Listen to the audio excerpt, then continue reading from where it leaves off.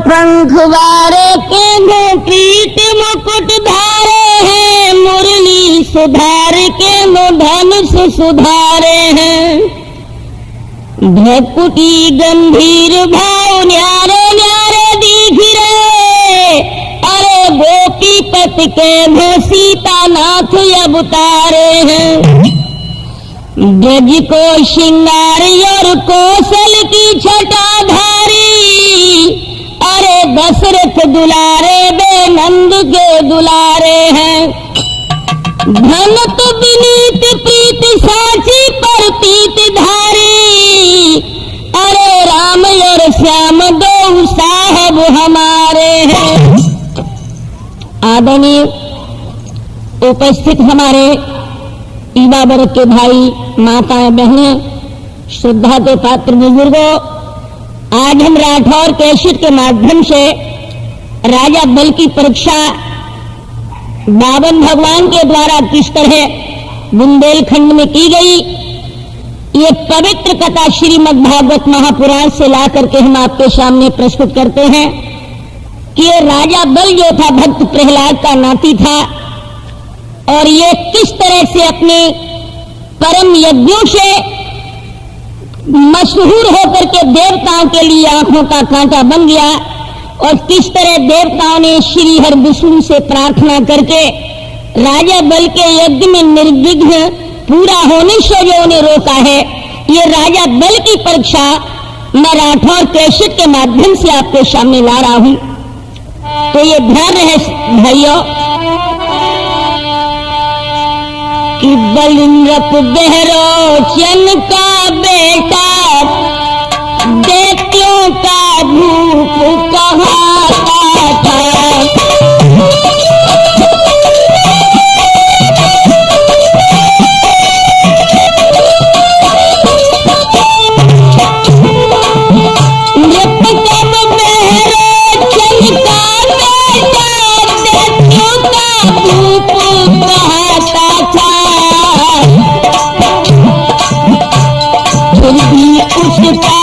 सारा जीवन शुभदान यज्ञ में जाता था।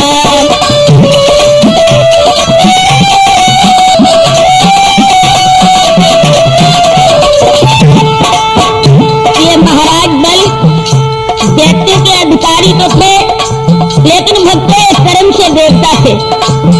हर वर्ष राजा बल एक बहुत सुंदर यज्ञ वेदों के प्रकांड आचार्यों के द्वारा करवाते हैं।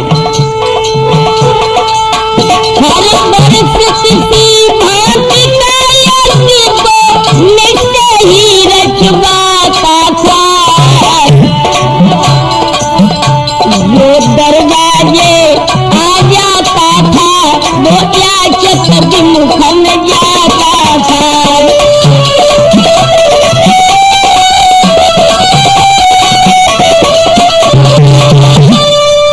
मेरे नौजवान साथियों कि राजा बल के यज्ञ की पूर्ण आहुति की पवित्र बेला पर कोई भी याचक इच्छा लेकर के आता था तो राजा बल उसे सामर्थ्य के अनुकूल दान देकर के उसकी इच्छाओं को तृप्त करता था। भक्तों, जब राजा बल ने एक बार यह संकल्प लिया है कि हम 100 अश्वमेध यज्ञ पूर्ण करेंगे, तो इसमें राजा बल का जो है अनुष्ठान जब दैत्य गुरु शुक्राचार्य जी के द्वारा संपन्न होने लगा है, 99 यज्ञ राजा बल के निर्विघ्न पूरे हो गए, और 100वें यज्ञ का अनुष्ठान जब महाराज बल ने शुक्राचार्य जी के कर कमलों के द्वारा बुंदेलखंड श्रोणितपुर में प्रारंभ किया है श्रोताओं, तो 100वें यज्ञ में राजा बल के सामने एक बड़ी कठिन समस्या आ गई। वैदिक विधान से राजा ने प्रत्येक यज्ञ करवाया है।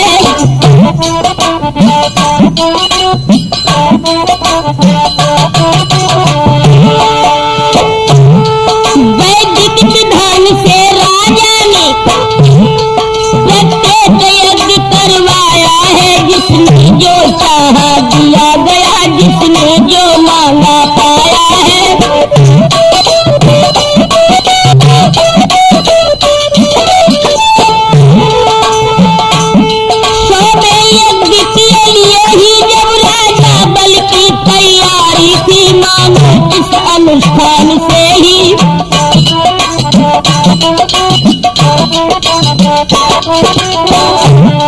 मानो इस अनुष्ठान से ही सुरपुर की दावेदारी थी।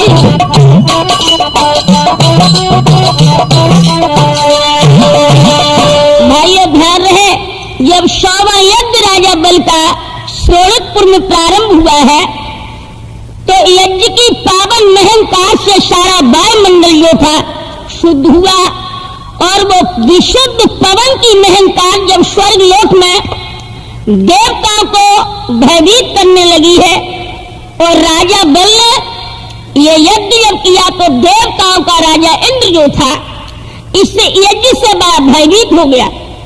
राजा इंद्र ने यह सोचा है, जो देवताओं के अधिकारी थे, कि यदि राजा बल का यह यज्ञ पूरा हो गया तो निश्चित है कि राजा बल जो है देवलोक का अधिकारी बन जाएगा। ये सोच करके देवराज इंद्र स्वर्ग लोक से चले हैं और श्री हर विष्णु के कदमों में जाकर के त्राहिमाम त्राहिमाम कह करके गिर पड़े और बोले हैं देवराज इंद्र श्री हर विष्णु से, देवा भी देव ये महादान देवों के लिए दीवाला है।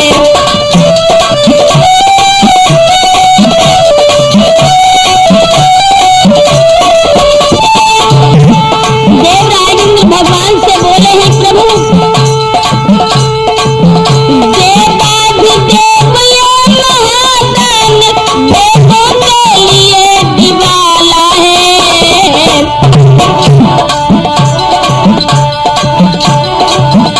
सुरपुर की शुद्ध सीढ़ियों पर निश्चर ने दांत जमाया है।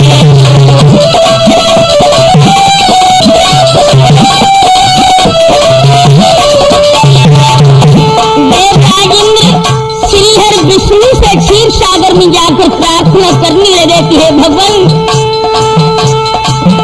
सुरपुर की शुद्ध सीढ़ियों पर निश्चर ने दांत जमाया है। सुरलोक हाथ से निकल गया तो देवों को रखा क्या है।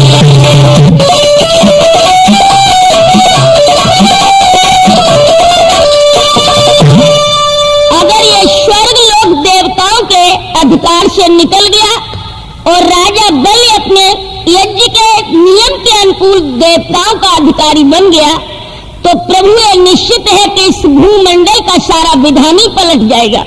हालांकि मुझे इंद्रासन से कोई प्रलोभन नहीं है, लेकिन प्रभु इसमें एक कारण है। बोले ही देवराज इंद्र, वासन जाति प्याज खाएगी केसर डाल के धतु पिलैया, स्वर्ण की पूंछ होती नारी सीधी पूंछट बांध की तेल लगैया।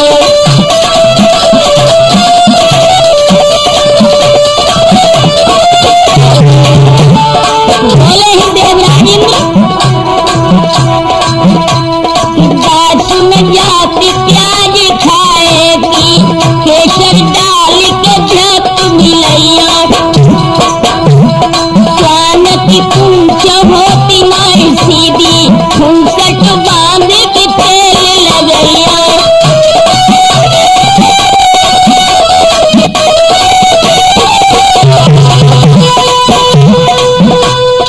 कमल चालो सभोदन साबुन के कई पुष्ट लगैया, ओरा छोरे ध्यान रहे। भैया इस बात का ध्यान है राम शरण, मेरे मित्र हमेशा ध्यान रहे, चाहे गमार को कितनो समझैया।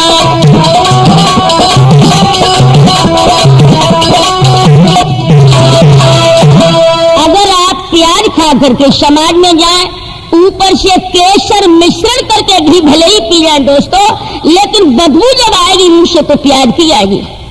कुत्ता की पूंछ को आप तेल लगा करके पूंछट बांध करके रखें, लेकिन जब छोड़ोगे उसे तो कुत्ता की पूंछ टेढ़ी निकलेगी।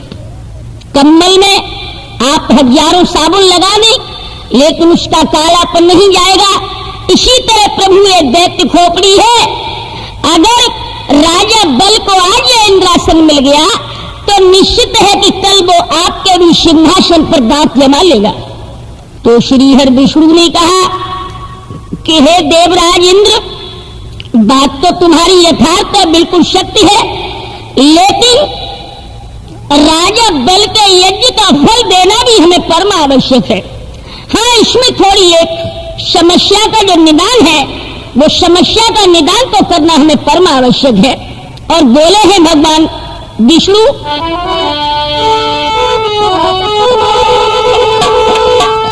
कि गंगा की बहती धारा पे,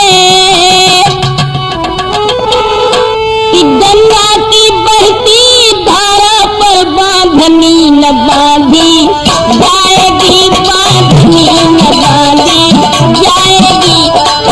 हाँ, चाले अगर चले जाएगी भैया,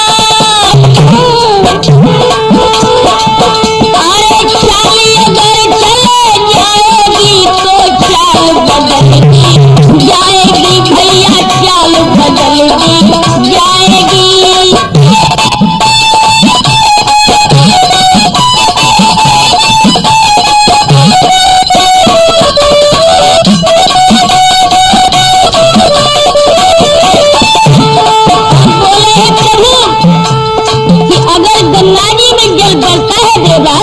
तो उस जल को रोकने का कोई बंधन नहीं। हाँ, एक उसमें उपाय है कि उस धारा का रुख जो है बदलने का कीर्तन तो हम जरूर करेंगे। हमसे जितना संभव होगा तुम दोनों का तड़पा लूंगा। सुलेख बचाने के बदले दूसरा लोट दे डालूंगा, दूसरा लोट दे डालूंगा।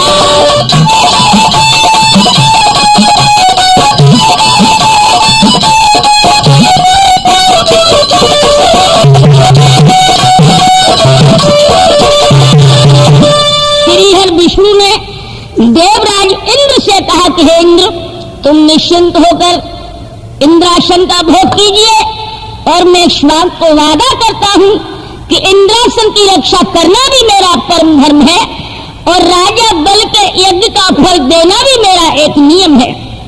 देवराज इंद्र को प्रभु ने वापिस कर दिया और उसके बाद में श्रीहरि विष्णु जो थे वो फिक्र के चुंगल में स्वयं जाकर के फंस गए। देखिए भक्तों, इस चिंता ने जीव ही नहीं ब्रह्म को भी जाकर के परेशान किया है कि सच्चिदानंद स्वाधीन ब्रह्म फंस गए फिक्र के चुंगल में।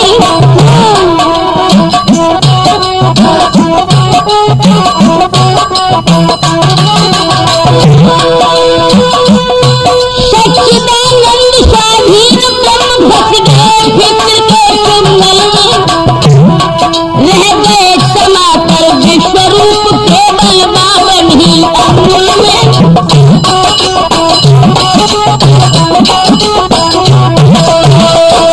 श्रीहरि विष्णु सोच रहे क्षीर सागर में कि हम राजा बल के यज्ञ में किस तरह चले जो कि अपनी मंजिल में हमें कामयाबी मिल जाए। इन्होंने विचार किया है कि राजा बल संतों का बड़ा प्रेमी है और यथोचित दान वो संतों को देता है यज्ञ की पूर्णाहुति की बेला में।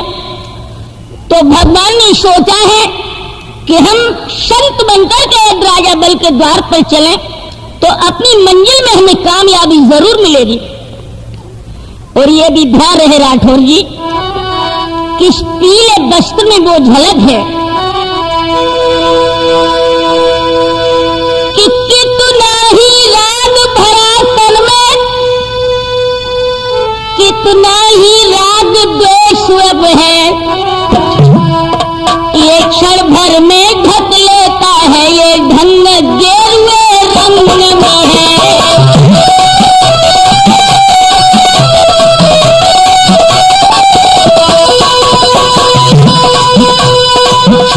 कितना भी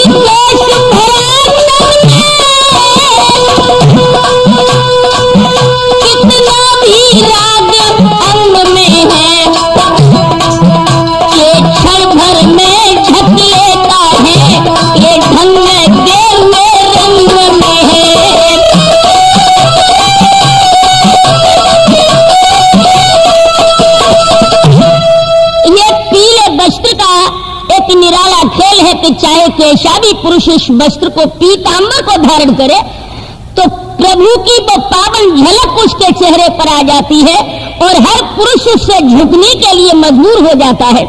आज श्रीहर विष्णु जो है क्षीर सागर को छोड़ करके जब राजा बल की परीक्षा के लिए चले हैं दोस्तों, तो भगवान की दिशा क्या थी उस समय? आरे बन गए पूरे संत चले भगवंत गमन कर दियो, चंदन कोटि का लाल रे भाल के हरे,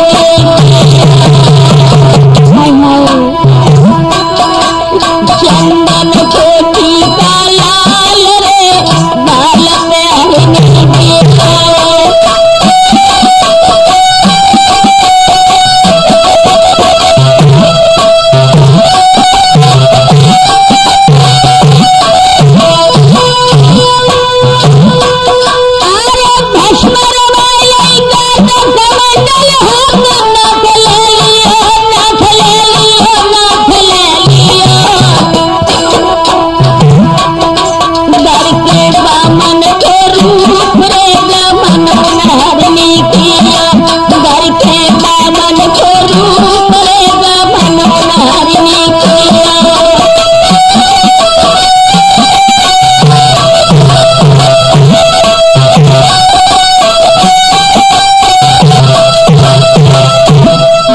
श्रीहर विष्णु एक साधारण संत का रूप धारण करके राजा बल के द्वार के लिए चले हैं श्रोताओं, तो भगवान की उस समय मोहनी मधुर छटा कैसी थी?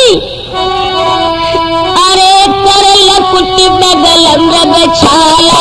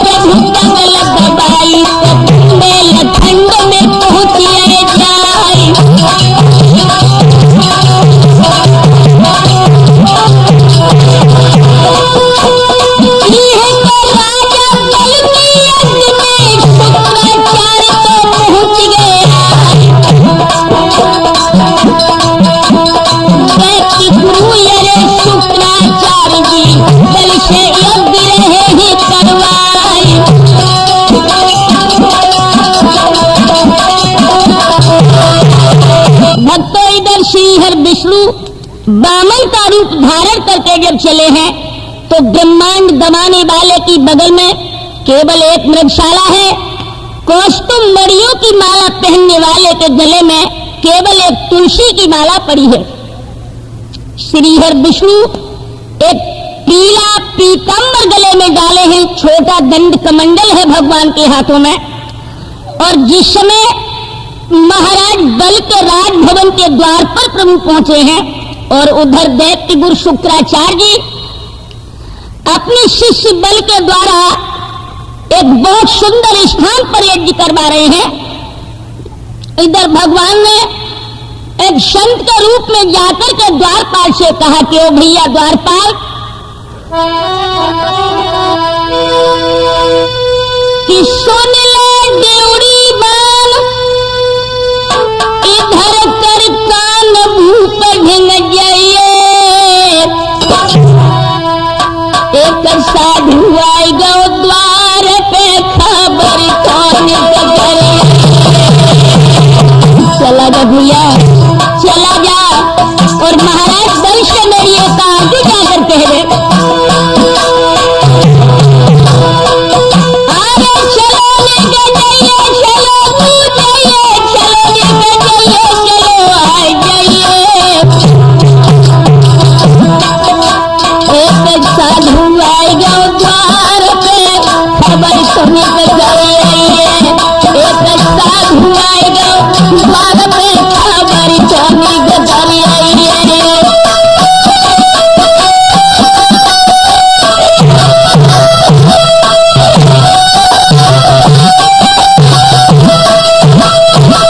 श्रीहर विष्णु ने द्वारपाल से कहा कि भैया तू राजा बल से जाकर खबर कर दे कि उनके दरवाजे पर एक संत याचना के लिए खड़ा है। मेरे नौजवान साथियों, जब द्वारपाल संत का संदेश लेकर के दैत्यराज बल के पास पहुंचा है, शुक्राचार्य जी वेद मंत्र बोल बोलकर राजा बल के कर कमलों के द्वारा यज्ञ में आहुतियां डलवा रहे हैं। उसी वक्त द्वारपाल ने जाकर कहा कि हे दैत्यराज, गुस्ताखी के लिए हमें क्षमा करें, इस समय हमें आपके पास नहीं आना चाहिए, लेकिन फिर भी दरवाजे पर एक संत खड़े हैं और वो आपसे मिलने के इच्छुक हैं। राजा बल कहने लगा, गुरुजी हाँ, मेरी इच्छा है कि कुछ देर के लिए यज्ञ को रोक दिया जाए और संत से मिलने की यदि आपकी इजाजत हो तो मैं महात्मा से 2 मिनट बात कर लूं। शुक्राचार्य जी ने कहा कि हाँ राजन, जा सकते हो, लेकिन पूर्ण आहुति की बेला है, जरा जल्दी लौटना। श्रोताओं, जब राजा बल दरवाजे की ओर चले हैं, जहां पर राजभवन के मुख्य द्वार पर श्रीहर विष्णु वामन के रूप में खड़े हैं, जाते ही जाते राजा बल ने संत को प्रणाम किया। नमो नमो निरंजनम, नमस्कार गुरुदेवता, वंदनम सर्व साध्वा प्रणामम पारांगता, परब्रह्म परापरम सोमम देव निरंजनम, निराकारम निर्मलम तस्य भावनाय वंदनम। स्तुति संत की और उसके बाद में राजा बल ने पूछा, कहिए स्वामी जी, आज गरीबों की झोपड़ी में किधर से पदार्पण हो रहा है? तो श्रीहर विष्णु ने वामन के रूप में ही राजा बल से कहा कि राजन, तुम इस बात को अच्छी तरह से जानते हो कि सुर नर मुनि सब की रीति, स्वार्थ लाग करी सब प्रीति, स्वार्थ लाग करी सब प्रीति।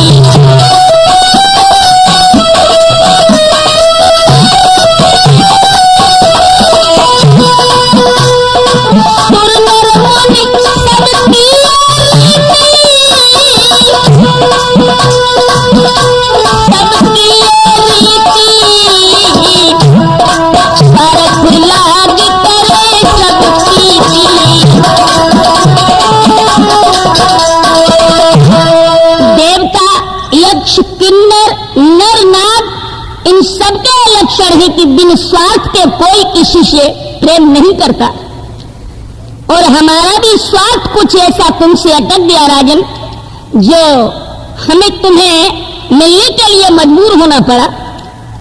सुना है आप बड़े सुंदर दानी राजा हैं। महाराज बल कहने लगे कि स्वामी जी क्षमा करना, मैं कोई इतना बड़ा दानी राजा नहीं जितना आप हमें समझ रहे हो। हाँ, कोई याचक मेरे यहाँ आ जाता है तो मैं सामर्थ्य के अनुकूल उसे दान अवश्य देता हूँ। भगवान कहने लगे, लेकिन ये ध्यान रहे राम शरण जी कि अभी तक राजा बल को ये पता नहीं है कि ये संत है या स्वाधीन ब्रह्म सच्चिदानंद है। भगवान और राजा बल से बोले हैं,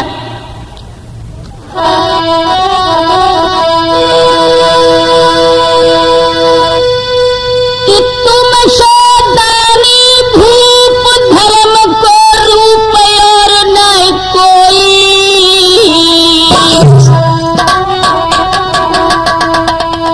तेरी 100 कोशन देत राज के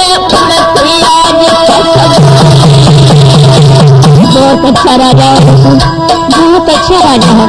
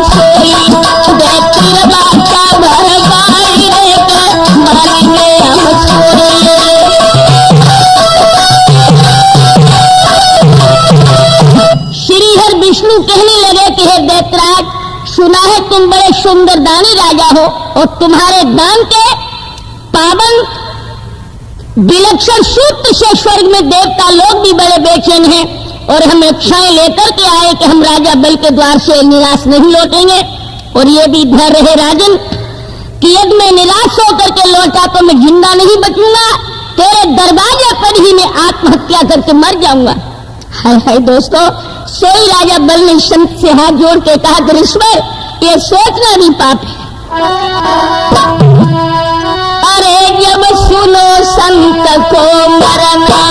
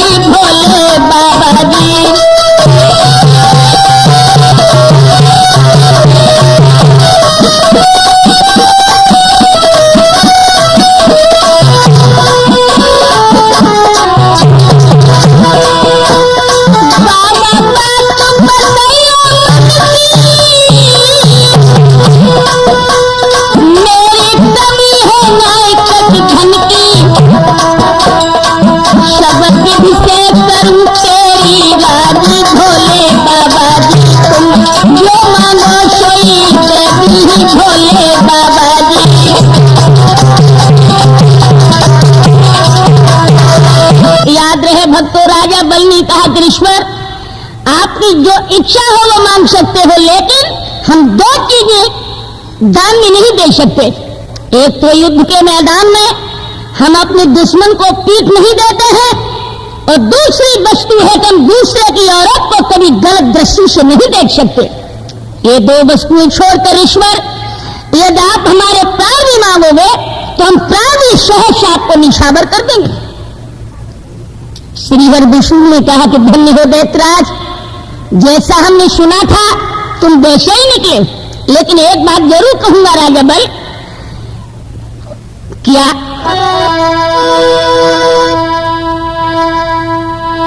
अरे कछुनाई हरज कहबे में,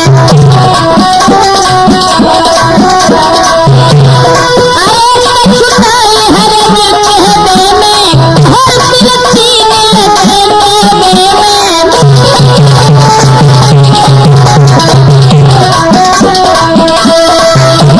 उदिया गिरी में कदई बन काठ फरे तब हुना, दक्षिण में एक अंग को दक्ष पके लटके चटके तब हुना।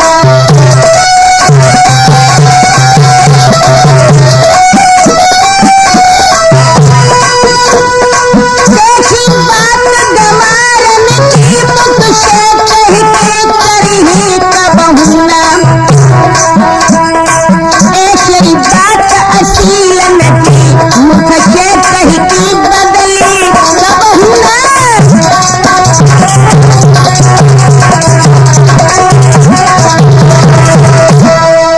गाय शेर को मार सकती है, कच्छप की पीठ पर बाल उग सकते हैं, खरगोश के सिंग जम सकते हैं, सूर ठंडा पड़ सकता है, चांद आग को उगल सकता है, नदियां पश्चिम को बह सकती हैं, लेकिन मैं यह संकल्प कर लूंगा उसे जीवन की अंतिम श्वासों तक विकल्प में नहीं बदलूंगा। सोई बावन भगवान ने और राजा बल से कहा कि दैत्यराज, ये तिरवाचा भर ही चुके हो, तो अब हमें आपसे बहुत थोड़ा दान चाहिए। कितना?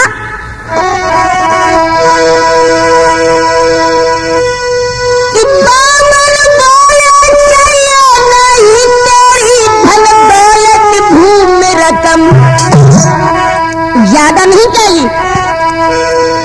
यद देशत धोते राजन में धरती साढ़े 3 कदम धरती हमें चाहिए। राजा बल बोला कि आपने पहले तो भीख मांगी कि आज ही मांग गया है।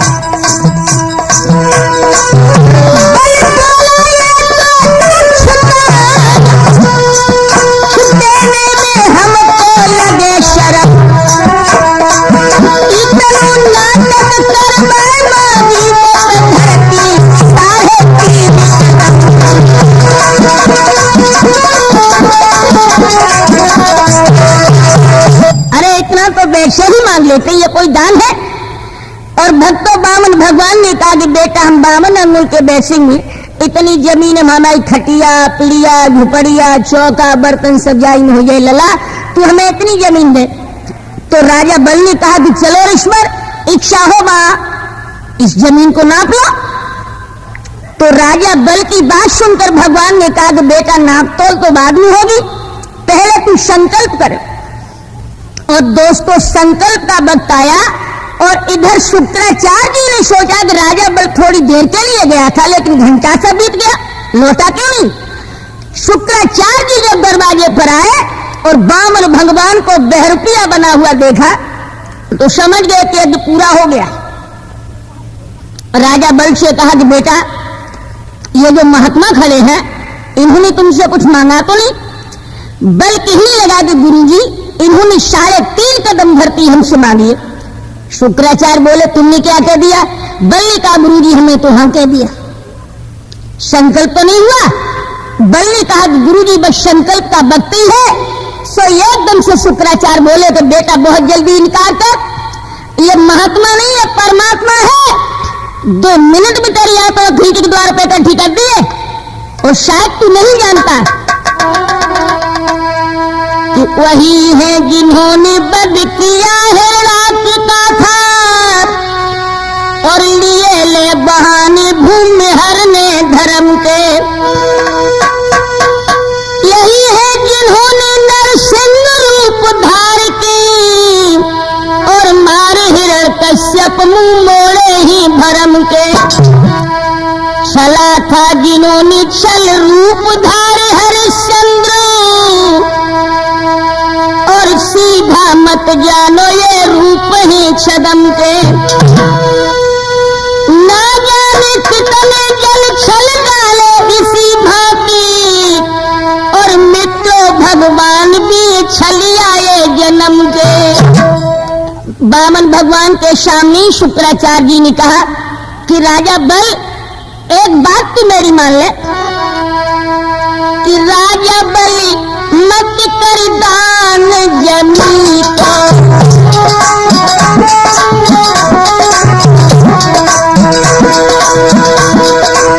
मत कर दान जमी को, मत कर दान जमी को। सो राजा बल मत कर दान जमी को।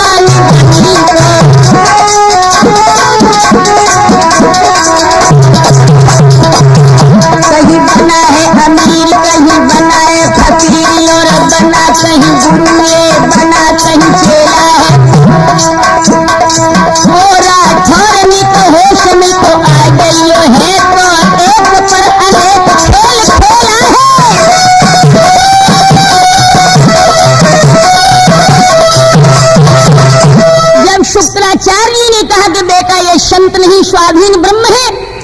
तो राजा बल ने कहा कि गुरुजी, अब चाहे महात्मा है, चाहे परमात्मा है, या भिखारी है, या विश्व के बिहारी है, लेकिन मेरे दरवाजे पर एक भिक्षुक बन के आए हैं, तो मेरे लिए तो भिखारी है।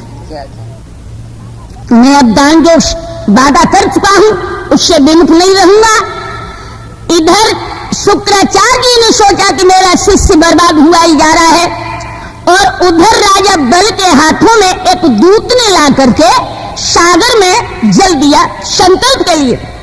शुक्राचार्य जी ने देखा कि अब शिष्य बर्बादी के कगार पर है, तो शुक्राचार्य जी सूक्ष्म रूप बना करके उस सागर की टोटी में जाकर समा गए। राजा बल ने जल छोड़ा संकल्प के लिए, लेकिन शुक्राचार्य जी ने जल बाहर निकल ही नहीं आएगा। बामन भगवान कहने लगे, राजन जल छोड़िए। तो राजा बल बोलो कि स्वामी जी समझ में नहीं आ रहा कि जल इसमें से बाहर क्यों नहीं आ रहा। बावन भगवान ने कहा तो पात्र में दो। भगवान ने जब ध्यान भर के देखा तो शुक्राचार्य वहां गद्दी लगाए बैठे। प्रभु सोचने लगे, हम तुम्हारे चेले बाद में देखना, तुम्हें ठिकाने लगाएंगे। भगवान ने भक्तों क्या किया,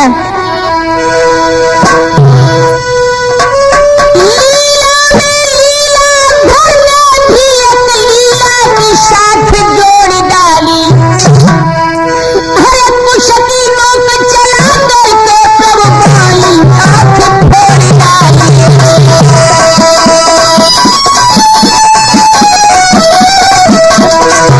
शुक्राचार्य की आंख फूटी और निकल के भागे कि राजा बल तेरे पुरोहित तूने हमारी आंख फोड़ डाली। बल बोलो, हमें क्या पता तुमको जाएंगे, गद्दी लगाए बैठे हैं।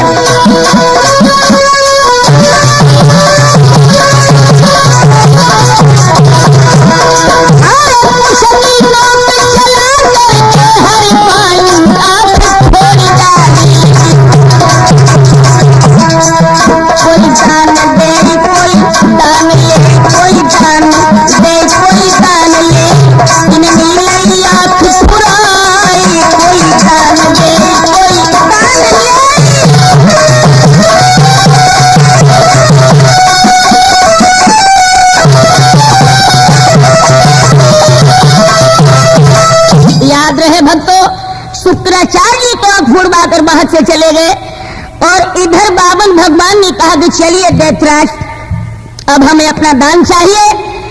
राजा बल के देखते ही देखते भक्तों व बामन अंगुल की प्रतिमा का आकार विश्वाकार में बदल गया था। भूलोक, भूवर्लोक, स्वर्ग, आकाश, पाताल, अंतरिक्ष, सूर्य, चांद, सितारे सभी अदृश्य हो गए। इतना विशाल आकार भगवान का बड़ा है श्रोताओं कि उस विश्व रूप की छाया ने सूरज के अंश ढांप डाले। तीन ही कदम की गिनती में प्रभु तीनों लोक नाप डाले।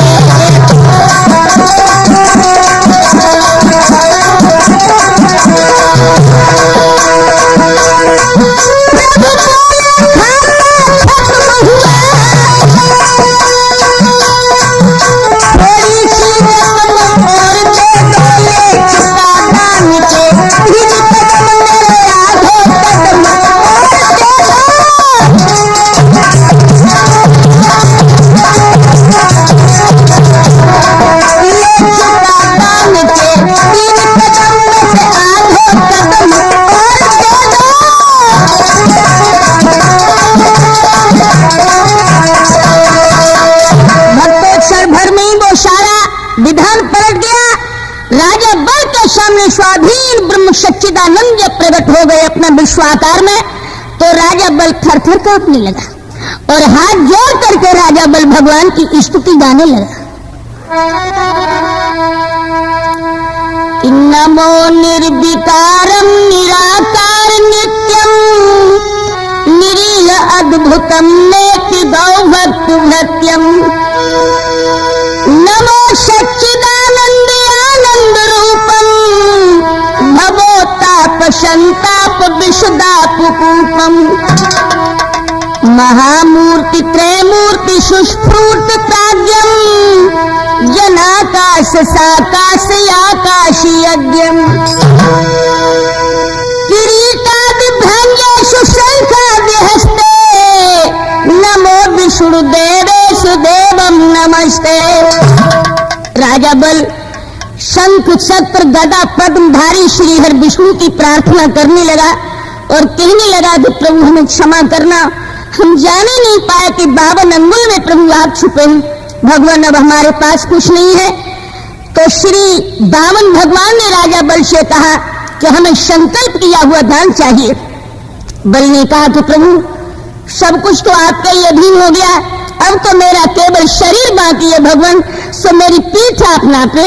भगवान ने कहा तो भी ये खाता पूरा नहीं होगा।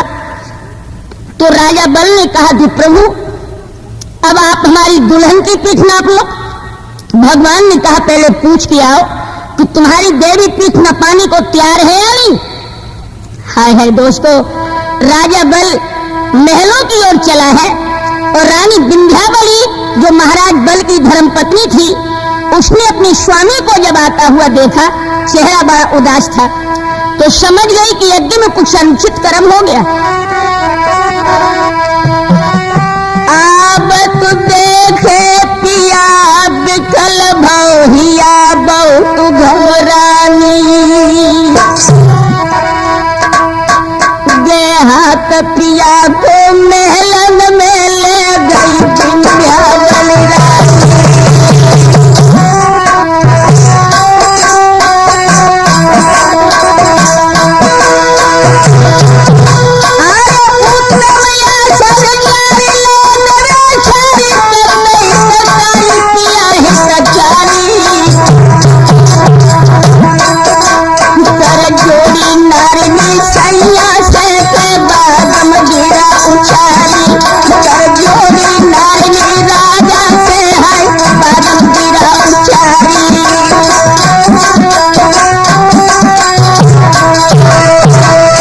लगी है कि साजन इस गुलाब जैसे चेहरे की क्रांति मलिन क्यों पड़ गई।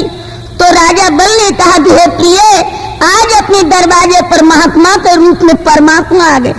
3.5 कदम धरती का प्रभु ने संकल्प हमसे करवाया, 3 कदम पूरे हो गए लेकिन आधा कदम उनका बाकी है। सो भगवान दरवाजे पर सुबह से मुझे बेचैन किए हैं। गोरी, अब मैं उन्हें क्या दूं, मेरी समझ में नहीं आता। तो रानी विंध्यावली ने कहा कि हे नाथ, जिन प्रभु का दर्शन करने के लिए स्वर्ग में देवता भी ललायत हैं, आज वही श्रीहरि विष्णु अपने दरवाजे पर याचक बन के आए हैं, तो नाथ ये जीवन धन्य हो गया। चलो आपके सहारे मैं भी प्रभु का दर्शन करूं। रानी विंध्यावली को लेकर राजा बल जब दरवाजे पर आए तो पहले तो महारानी विंध्यावली ने भगवान के सामने खड़े होकर प्रभु को प्रणाम किया है।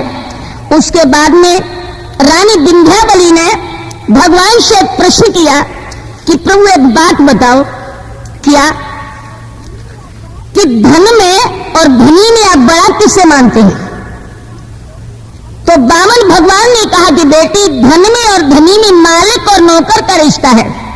धनी एक धन का मालिक है तो धन उसका नौकर है। मालिक चाहेगा वह नौकर को भेज देगा और धनी ना चाहेगा धन को खर्च कर देगा। इसलिए बेटी, धन में और धनी में धनी बड़ा होता है। विंध्यावली ने कहा कि प्रभु अब न्याय हो गया, ये धनी धन से बड़ा है तो मेरे स्वामी का 3 कदम में तो धन हो गया, आधा कदम आपका बाकी है और आप धन से धनी को बड़ा भी मान चुके हैं, तो निश्चित है कि जो धनी 3 कदम धन का अधिकारी है वो आधे कदम की इज्जत का भी अधिकारी है। सोई भगवान ने कहा कि बस बेटी, संकल्प पूरा हुआ, अब हम तो से बड़े प्रसन्न हैं। बेटी तू हमसे कुछ वरदान मांगे। तो राजा बल की पत्नी बोली, हम नहीं मांगे मेरे प्रिया, मांगे तो मांगे। बामन भगवान राजा बल के पास पूछे, बेटा तुम कुछ मांगो। बल बोलो, हम कतई नहीं मांगे, बे मांगे तो मांगे। अब राजा बल के द्वार से हट करके भगवान विंध्यावली के पास पहुंचे, कहने लगे बेटी तू मांग। कहने लगी मैं नहीं मांगूंगी, पिया मांगे तो मांगे। अब तो राठौर भगवान को फुटबॉल बना लो, फुटबॉल। कहूँ राजा बल के पास, कहूँ विंध्यावली के पास। अंत में भगवान ने विंध्यावली से कहा कि बेटी तूने हमें जीता है, तू हमसे मांग। तो विंध्यावली बोली, नाथ क्षमा करना, बुरा मत मानना कि मेरे दरवाजे पर आकर के तुम खूब मचाओ।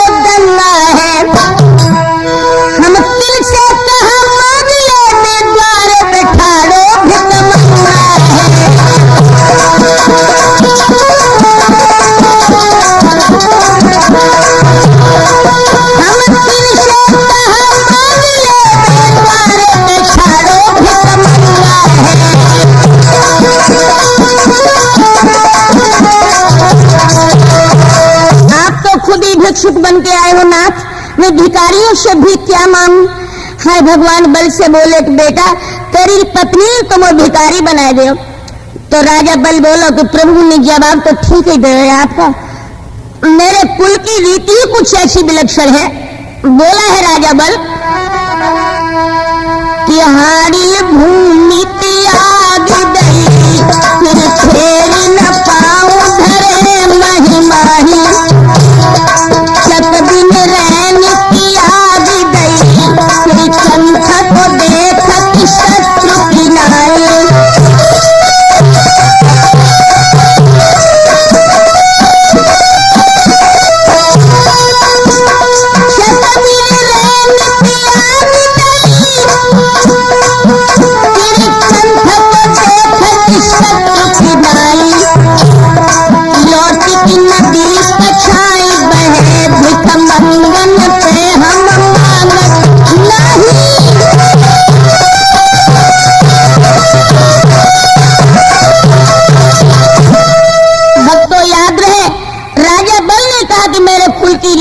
भिखारियों से भीख नहीं मांगते प्रभु।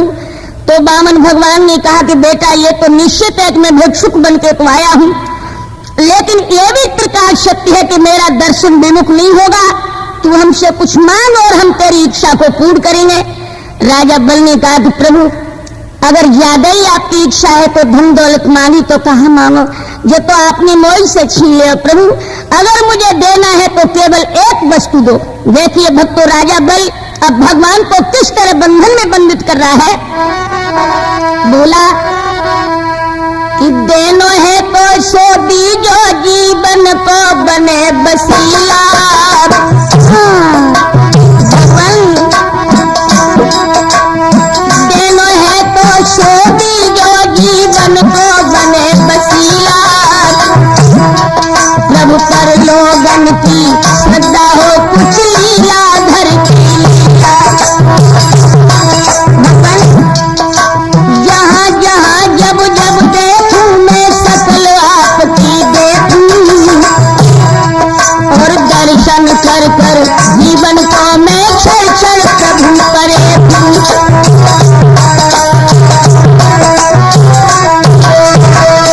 मैं जब देखूं जहाँ देखूं बस आपकी शक्ल हमें नजर आए। तो भक्तों याद रहे भगवान ने सोचा समझी ना करी, एकदम से कह दिया तथास्तु ऐसा ही होगा। इतनी कहते प्रभु जब चले थोड़ी दूर निकल गए तो राजा बल ने सोचा कि ला प्रैक्टिकल करके देख लेंगे, देखने को मिले कि ना। भगवान के ऊपर से नजर हटाई और महल के मुख्य फाटक पर नजर फेंकी और भगवान वहां से भागो से एकदम महल के दरवाजे पर सामने ही नजर आए। विंध्यावली ने कहा कि नाथ अब नजर को जरा जल्दी घुमाओ। भक्तों राजा बल अपनी पूरे महल का निरीक्षण करने लगा और भगवान घड़ी की सुई की तरह भागने लगे। अंदाज लगाना राम सर नजर कितनी जल्दी घूमेगी, उतनी जल्दी भगवान भाग रहे। नजर नहीं रुक रही, भगवान भी नहीं रुक रहे। गले में से पीतम्बर गिर पड़ा उठे को ख्याल ना है। और इन्हीं लक्ष्मी मैया क्षीर सागर में बड़ी सुस्त बैठी सोचने लगी। आदमी हमने सबन में कर देखे पर भाव जैसो शनिचर आदमी ना मिले हुए भैया जन कौन के द्वारा बैठे हुए सब दिन हुई आवाज आ जाए हम कौन लड़ेंगी। और भक्तों तब तक देव ऋषि नारद लक्ष्मी के मैया के पास पहुंचे। पूछने लगे लक्ष्मी मैया तू बड़ी परेशान बैठी है, कुछ बाबा से कहा सुनी हुई गई। तो लक्ष्मी कहने लगी लला कछु कहा सुनी ना है भाई।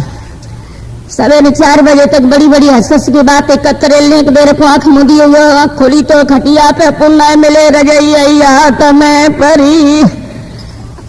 तो लक्ष्मी से कहा नारद जी ने कि मैया तुमने बाबा को कबड्डी देखी। लक्ष्मी बोली कैसी कबड्डी।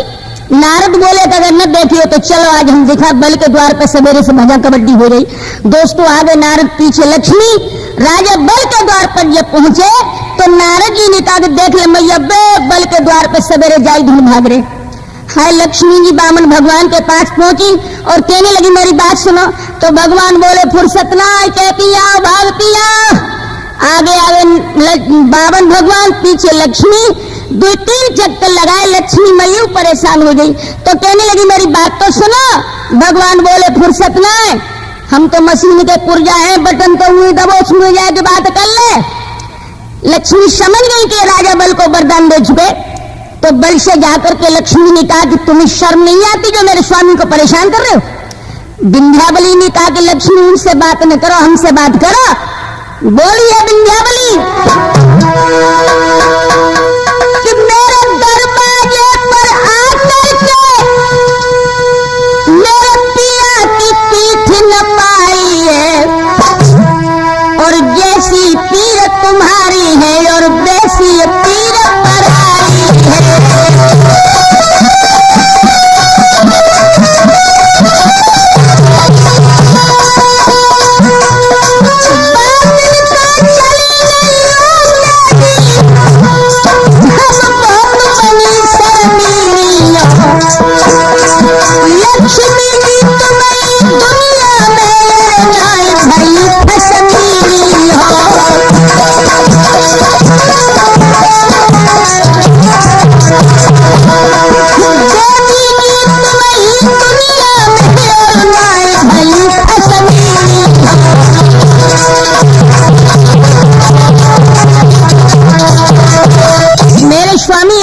देख रहे हैं, आप अपनी पिया को ले जाओ।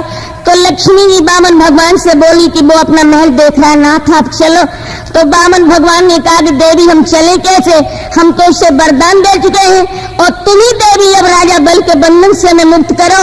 लक्ष्मी जी लौट के आई और राजा बल के सामने हाथ जोड़ के खड़ी हो गई। दोस्तों, सोई राजा बल ने अपनी नजर को महल में एक जगह केंद्रित कर दिया, वहीं पर बामन भगवान भी खड़े हो गए। लोगों, सांस फूली आई। लक्ष्मी चुनरिया से हवा करने लगी और कहा कि नाथ तुम्हें ऐसे नाटक करने से क्या मिलता है।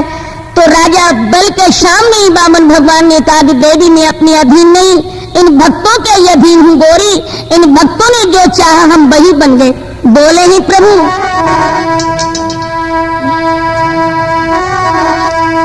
अरे नाना भांति नचायो भक्तन नी मोकू, हाय भक्तन नी मोकू, नाना भांति नचायो भक्तन नी मोकू। बोले हे प्रभु लोक लाज तज दई आज बिन मोकू फल बिसरायो भक्तन नी मोकू, हाय भक्तन नी मोकू, नाना भांति नचायो भक्तन नी मोकू। देवी जगनी पुकारो मैंने गिरा शव भाई दो, द्रौपदी पुकारो बागे चीर को बढ़ाए दो। बोले हे प्रभु गजनी पुकारो मैंने गिरा से उबारी दे,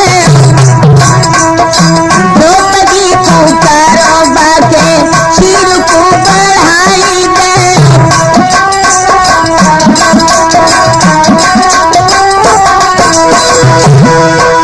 दुर्योधन की मेवा तेरी मिल साज में निर्भर खायो भक्तन नी मोकू, इन भक्तन नी मोकू, हाय भक्तन नी मोकू, नाना भांति नचायो भक्तन नी मोकू। और ये सत्य है राम सर और अभिलाष भ्रात कि प्रभु भक्तों के ही अधीन है, भक्तों ने जो चाहा वो वही बन गए। इनके पीछे सुनो लक्ष्मी के कंठ बिसरायो भक्तन नी मोकू, नाना भांति नचायो भक्तन नी मोकू। श्री हरि विष्णु ने कहा कि देवी इस राजा बल के बंधन से तुम ही हमें मुक्त करा सकती हो। तो उसी वक्त भक्तों मां लक्ष्मी ने राजा बल के सामने कहा कि भैया मेरे स्वामी को क्षमा कर दीजिए ना। विंध्यावली ने कहा कि नाथ, इन देवताओं के चक्कर में मत पड़ना। तो उसी वक्त माता लक्ष्मी ने एक बहुत सुंदर धागा लेकर के राजा बल की बाई कलाई में बांधा। येन वद्धो वली राजा दानवेंद्र महाबल, येन तस्मै प्रतिबंध्याम रक्षा माचल माचलम। जब रक्षा सूत्र राजा बल की कलाई में लक्ष्मी जी ने बांधा तो भक्तों, बल ने कहा कि तुम हमारी धर्म की बहन हो लक्ष्मी, अब इसके बदले में तुम जो हमसे चाहो वो मांग लो। सोई लक्ष्मी मैया कहने लगी कि भैया, मेरे स्वामी की भीख हमें दे दीजिए।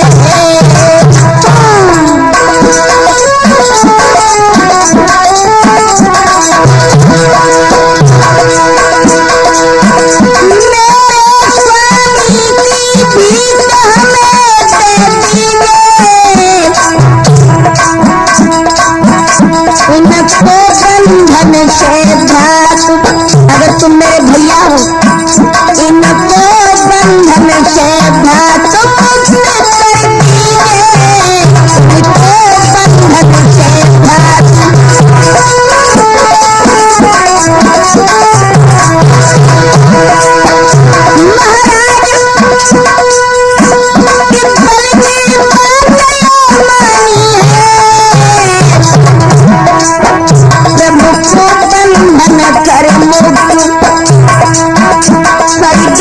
बंधन से मुक्त हो विसर्जन हो रही है, बंधन से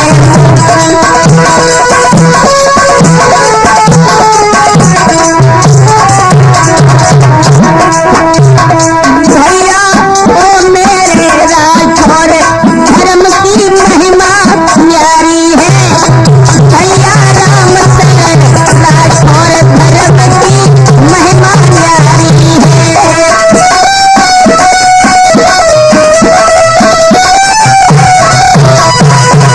अरे महिमा न्यारी है, धर्म की महिमा न्यारी है।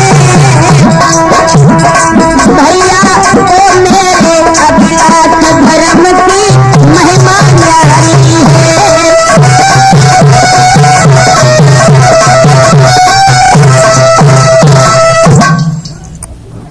हाँ भक्तों, राठौर कैसेट के माध्यम से मेरा जल्दी आगामी प्रोग्राम परम भक्ति में डूबा हुआ राधा माधव, इनका कैसा स्नेह था, राधा माधव का था। और भगवान कन्हैया जब मथुरा चले गए हैं तो राधा जी भगवान के वियोग में किस तरह व्याकुल हैं, ये राधा वियोग का प्रसंग और राधा माधव का आख्यान ये राठौर कैसेट के माध्यम से आप जल्दी सुनेंगे कि किस तरह प्रभु का प्रेम और राधा का विशुद्ध प्रेम था।